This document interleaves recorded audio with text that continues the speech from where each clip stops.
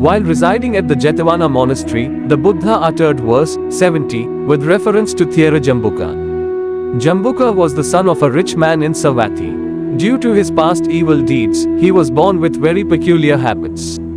As a child, he wanted to sleep on the floor with no proper bed, and to take his own excreta for food instead of rice. When he grew older, his parents sent him to the Ajivakas, the naked ascetics. When those ascetics found out about his peculiar food habits, they drove him away.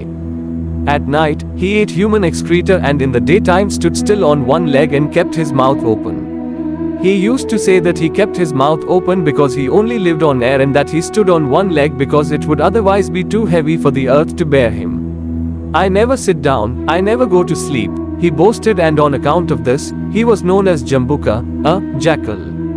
Many people believed him, and some would come to him with offerings of choice food. Then Jambuka would refuse and say, "I do not take any food except air." When pressed, he would take just a little of the food with the tip of a blade of grass and say, "Now go, this little will give you enough merit." In this way, Jambuka lived for 55 years, naked and taking only excreta. One day, the Buddha saw in his vision that Jambuka was due to attain arahatship within a short time. So, in the evening, the Buddha went to where Jambuka was staying and asked for some place to spend the night. Jambuka pointed out to him a mountain cave not far from the stone slab on which he himself was staying. During the first, second, and third watches of the night, the Katumaharajika Devas, Saka, and Mahabrahma came to pay homage to the Buddha in turn. On all three occasions, the forest was lit up and Jambuka saw the light 3 times. In the morning, he walked over to the Buddha and inquired about the lights. When told about the Devas, Saka and Mahabrahma coming to pay homage to the Buddha, Jambuka was very much impressed, and said to the Buddha, "You must, indeed, be a wonderfully great person for the Devas, Saka, and Mahabrahma to come and pay homage to you. As for me, even though I have practiced austerely for 55 years, living only on air and standing only on one leg, none of the Devas, nor Saka, nor Mahabrahma has ever come to me." To him, the Buddha replied, "O Jambuka, you have been deceiving other people, but you cannot deceive me. I know that for 55 years you have been eating excreta and sleeping on the ground."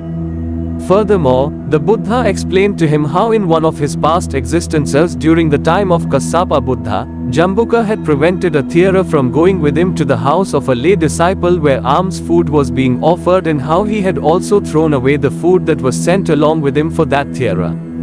It was for those evil deeds that Jambuka had to be eating excreta and sleeping on the ground. Hearing that account, Jambuka was horrified and terror-stricken and repented for having done evil and for having deceived other people. He went down on his knees and the Buddha gave him a piece of cloth to put on. The Buddha then proceeded to deliver a discourse. At the end of the discourse, Jambuka attained arahatship and joined the Buddhist order on the spot. Soon after this, Jambuka's pupils from Angar and Magadha arrived, and they were surprised to see their teacher with the Buddha. Thera Jambuka then explained to his pupils that he had joined the Buddhist order and that he was now only a disciple of the Buddha. To them, the Buddha said that although their teacher had lived austerely by taking food very sparingly, it was not worth even 1/16th part of his present practice and achievement. Then the Buddha spoke in verse as follows.